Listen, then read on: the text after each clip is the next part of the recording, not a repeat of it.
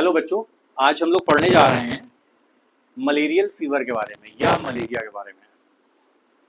तो malarial fever होता कैसे है, इसका वेक्टर कौन है, किस तरह से लाइफ साइकिल चलती है, जो पॉजिटिव एजेंट जिसे हम लोग प्लाज्मोडियम कहते हैं, इसके बारे में हम लोग स्टडी करेंगे बेस्ड ऑन द एनसीईआरटी।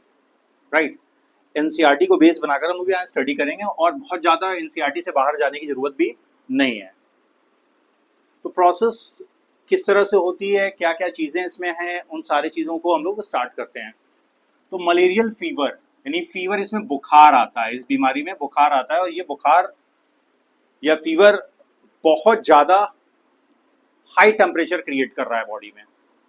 ठीक है, पहला सिम्टम ही अगर आप समझें तो यही कि बहुत तेज बुखार आता है और कपकपाहट बड़ी ज़बरदस्त होती है। जब आप सिम्टम्स यहाँ पे पढ़ेंगे तो सिम्टम्स में आपको मिलेगा चिल, ठंडा लगता है, बुखार बहुत तेज होता है, फिर एक्सेसिव स्वेटिंग होती है, पसीना बहुत ज़्यादा निकलता है। इन सब का कारण क्या है, किस तरह से प्रोसेस होता है, उस पर आते हैं हम लोग। तो मलेरियल फीवर का जो पॉजिटिव एजेंट है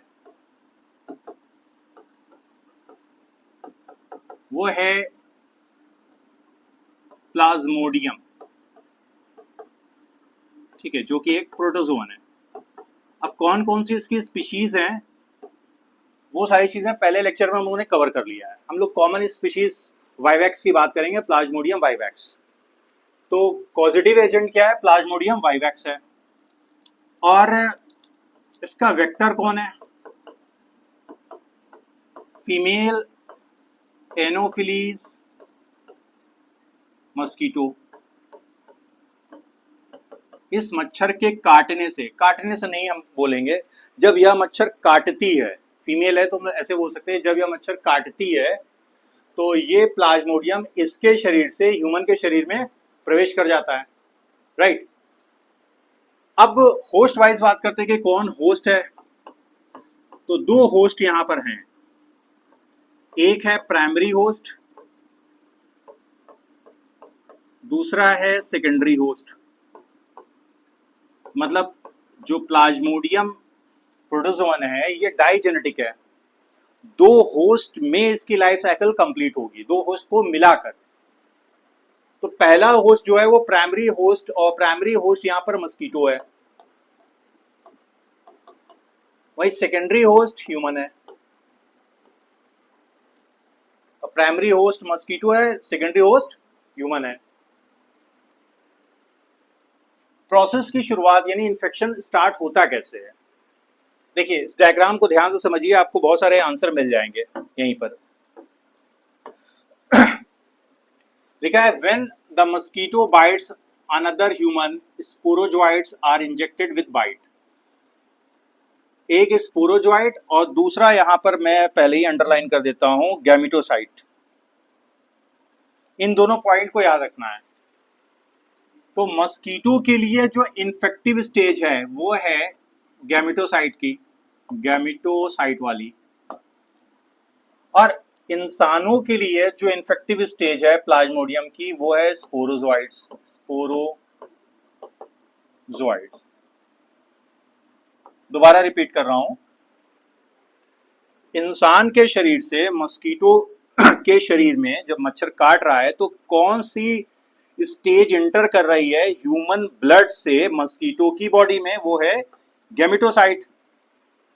राइट, और जब मच्छर फिर से इंसान को काट रहा है तो मच्छर के शरीर से इंसान के ब्लड में यानी ह्यूमन के ब्लड में कौन सी स्टेज इंटर कर रही है, वो है स्पोरोजोइट। दो पॉइंट याद रखना है, gametocyte is the infective stage for mosquito and sporozoite is the infective stage for human और द मैन। क्लियर है आप लोगों को? तो gametocyte is the infective stage of Plasmodium for mosquito that enter from the blood of human in the body of mosquito। और जब मच्छर काट रहा है इंसान को, ह्यूमन को, तो स्पोरोजोइट जो कि प्लाज्मोडियम की इन्फेक्टिव स्टेज है वह मस्कीटो की बॉडी से ह्यूमन बॉडी में प्रवेश कर रही है। क्लियर है आप लोगों को? अब लाइफ साइकिल पे वापस आ जाते हैं कि जब मस्कीटो बाइट कर रहा है ह्यूमन को, ठीक है, ह्यूमन बॉडी को, जब बाइट कर रहा है तो कौन सी स्टेज इंटर कर रही है उसके माउथ पार्ट से, दिस इज द स्पोरोजोइड्स। अब स्पोरोजोइड ब्लड में पहुंचा, अब ये ब्लड सर्कुलेशन के थ्रू हमारे हिपैटिक सिस्टम पर जाएगा, यानी हमारे लिवर पे, this is the hepatic system. तो parasite sporozoite reach the liver through the blood circulation. कौन सा स्टेज जा रहा है, ध्यान रखना है, स्पोरोजोइड ब्लड में आ रहा है, मच्छर की बॉडी से ब्लड में आ रहा है इंसान के, और फिर कहां पहुंच रहा है, लीवर में पहुंच रहा है। लीवर में मतलब लिवर सेल की बात करें, लिवर सेल्स को हम लोग क्या बोलते हैं, हिपैटोसाइट्स, या सिंपल आप लिवर सेल याद रखिए। वहां पर कौन सा स्टेज पहुंचा, स्पोरोजोइड। किसका है ये, प्लाज्मोडियम का इन्फेक्टिव स्टेज है। किसके लिए है, ह्यूमन के लिए। कहां से आ रहा है, मस्कीटो की बॉडी से आ रहा है। नाउ अब ये यहां पर पहुंचकर क्या करेगा, रेप्लिकेट करेगा, लेकिन ये रेप्लिकेशन एसेक्सुअल होगा, सेक्सुअल नहीं होगा। इसी कारण ह्यूमन जो है प्राइमरी होस्ट है, क्योंकि यहाँ पे ये रेप्लिकेट जो कर रहा है वो कैसे कर रहा है, एसेक्सुअली, सेक्सुअली नहीं हो रहा है। फर्टिलाइजेशन वगैरह यहाँ पर नहीं हो रहा है। फर्टिलाइजेशन कहाँ हो रहा है, ध्यान रखना है, मच्छर के शरीर के अंदर, मस्कीटो की बॉडी में। इसलिए प्राइमरी होस्ट जो है वो मस्कीटो हो जा रहा है, सेकेंडरी होस्ट क्या हो जा रहा है, ह्यूमन हो जा रहा है, क्योंकि यहाँ पे फर्टिलाइजेशन नहीं हो रहा है। क्लियर नहीं होगा, फिर से आप वीडियो को रिपीट कर लीजिएगा, स्पीड को बढ़ा के देख लीजिएगा, लेकिन समझ लीजिएगा। Parasite reproduces asexually in the liver cells, bursting the cell and releases into the blood. भाई ये स्टेज आ रही है, फिर ये स्टेज यहां पर, this is the hepatocytes, reproduce कर रहा है। 3 है, 3 से यहाँ पे देखिए संख्या इसकी बढ़ रही है। अगर इसमें 3 दिया हुआ तो यहाँ पे संख्या क्या हो रही है, बढ़ रही है। अब ये संख्या इतना ज्यादा बढ़ रही है कि सेल रप्चर्ड कर जा रही है, ब्रेक कर जा रही है, जिसे हम लोग यहाँ पे क्या बोल रहे हैं, बर्स्टिंग कर जा रही है, और ये स्टेज बाहर आ जा रही है ना, infective stage releases from liver cell, जो हमारी हिपैटोसाइट्स है वहां से ये बाहर रिलीज हो रहा है। किसका इन्फेक्टिव स्टेज है, प्लाज्मोडियम का। कई सारी स्टेज होती हैं जो यहाँ पे नहीं दिया है, इसलिए उसको मेंशन नहीं कर रहा हूं। अब किस पे अटैक कर रहा है, आरबीसी पे, हमारी इरिथ्रोसाइट्स पे। Parasites reproduce asexually in red blood cells, bursting the red blood cells and causing the cycle of fever and other symptoms. Released parasite infects new red blood cell. यहाँ पे देखिए इसने इन्फेक्ट किया, population इसका बढ़ रहा है इस जगह पर, और फिर इसको बस्ट कर दे रहा है, और बस्ट करने के बाद फिर से न्यू आरबीसी को इन्फेक्ट कर रहा है। तो पॉपुलेशन जैसे जैसे इसका बढ़ेगा वैसे वैसे आरबीसी की सेल पे प्रेशर बढ़ना शुरू हो जाएगा, और अल्टीमेटली ये क्या होगी भाई, ये बस्ट कर जाएगी, और जो इन्फेक्टिव स्टेज है प्लाज्मोडियम की वो बाहर रिलीज होगी और दूसरी फ्रेश आरबीसी को इन्फेक्ट करेगी। क्लियर है। तो जब आरबीसी रप्चर्ड होती है तो यहां पर आपने पढ़ा होगा हीमोग्लोबिन भरा होता है, ये ब्रेक डाउन करता है। इसके टूटने से एक जहरीला पदार्थ निकलता है जिसको हम लोग हीमोजोइन कहते हैं। क्या बोलते हैं हम लोग, hemozoin. This is the toxic substance जिसके कारण बुखार आता है। दोबारा यहां पढ़ रहा हूं, parasite reproduce asexually in the red blood cells, bursting the RBC and causing cycle of fever. तो जब आरबीसी ब्रेक करेगा तो हीमोग्लोबिन डिस्टर्ब होगा, हीमोग्लोबिन जब डिस्टर्ब होगा तो हीमोजोइन बनेगा। हीमोजोइन टॉक्सिक सब्सटेंस है जिसके कारण फीवर की साइकिल रिपीट होती है हर तीसरे दिन, हर 48 घंटे के बाद। इतना क्लियर है आप लोगों को? नाउ अब ये जो इन्फेक्टिव स्टेज है ये आगे चलकर डेवलप होती है सेक्सुअल स्टेज में, जिसे हम लोग बोलते हैं गैमेटोसाइट। 2 प्रकार के गैमेटोसाइट बन रहे, मेल गैमेटोसाइट और फीमेल गैमेटोसाइट। कौन कौन से, मेल गैमेटोसाइट और female gametocyte. Sexual stage gametocyte develop in RBC. कहां डेवलप हो रहा है, आरबीसी में डेवलप हो रहा है। नेक्स्ट, अब मच्छर काट रहा है, भले ही यही मच्छर काट रहा हो या कोई दूसरा मच्छर काट रहा हो, लेकिन मच्छर कौन सा होगा, फीमेल एनोफिलीज मस्कीटो होगा। तो जब ये फिर से बाइट करेगा तो गैमेटोसाइट वाली स्टेज क्या होगी, एंटर कर जाएगी in the mosquito body from the body of human blood. Human blood से गैमेटोसाइट वाली स्टेज मस्कीटो के बॉडी के अंदर प्रवेश कर जा रही है। Female mosquito take up gametocyte with blood meal, जब वो ब्लड को सक कर रहा होता है, कर रही होती है ये मच्छर, तो खून के साथ साथ गैमेटोसाइट स्टेज भी एंटर कर जाती है मस्कीटो में। अब क्या हो रहा है आगे देखिए, fertilization and development takes place in the mosquito gut. Gut मतलब यहाँ पे हम सिंपल लिख देते हैं, सपोज स्टमक। तो स्टमक में आने के बाद क्या हो रहा है, मेल और फीमेल गैमेटोसाइट फर्टिलाइज कर रहे हैं, that is the sperm. Suppose ये हो गया ओवम, तो फर्टिलाइजेशन होगा, फर्टिलाइजेशन के बाद क्या बनना है भाई, जायगोट बनेगा। अब ये जायगोट डेवलप हो जाएगा किसमें, स्पोरोजोइट में, और जाके लोड कहाँ हो रहा है, सलाइवरी ग्लैंड ऑफ मस्कीटो। मच्छर ने जब काटा तो सलाइवरी ग्लैंड और माउथ से होते हुए ये स्टेज पहुंचती कहाँ पर है, गट में। गट में जाने के बाद क्या हो रहा है, फर्टिलाइजेशन। फर्टिलाइजेशन के बाद जाहिर सी बात क्या है, जायगोट बनेगा। ये जायगोट डेवलप कर रहा है किसमें, स्पोरोजोइट में, और स्पोरोजोइट जाकर कहाँ लोड हो जा रहे हैं, किस जगह पर जाके भर जा रहे हैं, in the salivary gland of mosquito ना। Mature infective stage escape from the gut, gut से निकल रही है और माइग्रेट कर रही कहाँ पर, सलाइवरी ग्लैंड में।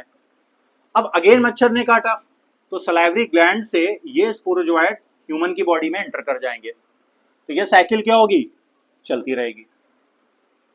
तो this is the life cycle. अब हीमोजोइन के बारे में कहाँ लिखा हुआ है, पेज पे वापस आता हूं इधर।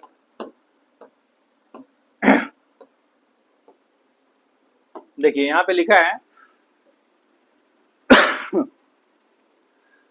the ruptured RBC is associated with release of a toxic substance which is called hemojoin, which is responsible for the chill and high fever recurring every 3 to 4 days। हर 3 से 4 दिन के बाद बुखार आता है, किसके कारण आता है, एक टॉक्सिक सब्सटेंस के कारण, जिसे हम लोग नाम क्या दे रहे हैं, हीमोजोइन। और हीमोजोइन कब निकल रहा है, जब आरबीसी का रप्चर हो रहा है। क्लियर है आप लोगों को। तो this is about the life cycle of malarial parasite, यानी कि प्रोटोजोवन पैरासाइट जिसका नाम है प्लाज्मोडियम। वेक्टर कौन सा है, फीमेल एनोफिलीज मस्कीटो, जो कि काटती है, काटता नहीं है, हम काटता नहीं बोलेंगे बल्कि काटती है। तो आई थिंक ये आप लोगों को क्लियर हो गया होगा। अगर नहीं समझ में आया होगा तो आप कमेंट कीजिएगा कोई पॉइंट पे, अगर आपको लगता है कि ये समझ में नहीं आया, ये लाइन नहीं समझ में आई, तो उस पर बात किया जाएगा। बाकी ये सारी डिजीजेस हैं, सॉरी स्पीशीज हैं, डिजीजेस नहीं, डिजीज तो एक ही है, स्पीशीज है, वाइवैक्स, मलेरियल मलेरियाई, फैल्सीपैरम, और एक और होता है जिसका नाम ओवेल होता है, जो मैंने पहले लेक्चर में मेंशन किया था। तो प्रोटोजोवन में नंबर 1 डिजीज उन्होंने कवर कर लिया, नंबर 2 डिजीज पे आते हैं।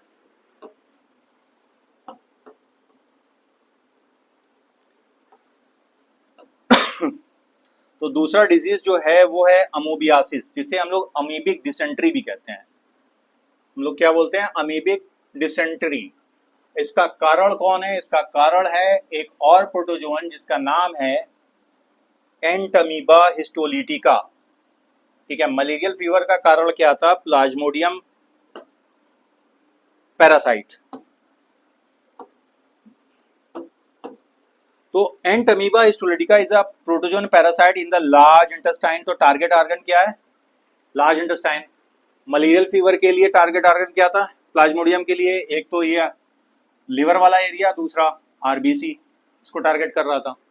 यहाँ पे टारगेट किसे कर रहा है, लार्ज इंटेस्टाइन को। अब बीमारी कौन सी दे रहा है, अमोबियासिस, जिसको हम लोग क्या बोलते हैं, अमोबिक डिसेंट्री। सिम्टम क्या है, कॉन्स्टिपेशन हो जाएगा, एब्डोमिनल पेन होगा, क्रैम्प्स आएंगे, stool with excess mucus and blood clots. तो जो स्टूल पास होगा, लेट्रिन जो पास होगा, उसमें एक्सेस म्यूकस होगा, साथ ही साथ ब्लड क्लॉट्स होंगे। किसके कारण हो रहा है, इस पैरासाइट के कारण हो रहा है जिसका नाम है एंटमीबा हिस्टोलिटिका, जो कि अगेन एक प्रोटोजोवन पैरासाइट है। किसको टारगेट कर रहा है, लार्ज इंटेस्टाइन को। ये हो गए सिम्टम्स। अब ये ट्रांसमिट कैसे हो रहा है, कह रहा है कि हाउस फ्लाई जो है यानी मक्खी जो है वो मैकेनिकल कैरियर है, मैकेनिकल, शरीर के अंदर नहीं जाता है। जैसे यहाँ पे मस्कीटो के शरीर के अंदर प्लाज्मोडियम की स्टेज मौजूद है, यहाँ पर ऐसा कुछ नहीं हो रहा, मैकेनिकल कैरियर है, उसके बॉडी सरफेस पे ये अटैच हो जाएगा और फिर खाने पे या पानी के कांटेक्ट में अगर ये मक्खी आ रही है और उसके बॉडी में एंटमीबा हिस्टोलिटिका बॉडी में नहीं बल्कि बॉडी सरफेस पे अटैच है तो इन्फेक्शन हो सकता है खानी और पानी को, और वही इन्फेक्टेड फूड अगर आप खा रहे हैं या पानी ले रहे हैं तो आपको भी इन्फेक्शन होने की पूरी संभावना बनी रहेगी।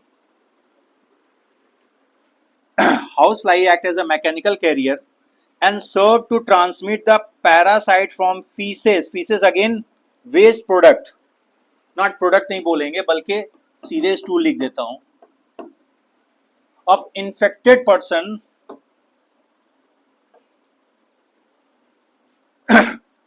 and food products, thereby contaminating them. Drinking water and food contaminated by the fecal matter is the main source of infection. तो दिस इज अबाउट द अमोबियासिस। बहुत छोटा सा था, मेन पॉइंट थे जो कवर हो गए। कैसे बचेंगे, पर्सनल हाइजीन, सोशल हाइजीन, ये सारी चीजें इस बीमारी से बचा सकती हैं। अब एक और बचा था, उसको भी कवर कर ही लेते हैं हम लोग आज। रिंगवॉर्म, ठीक है, बीमारी कौन सी है? रिंगवॉर्म। किसके कारण होती है? फंजाई के कारण। कौन कौन से फंजाई हैं?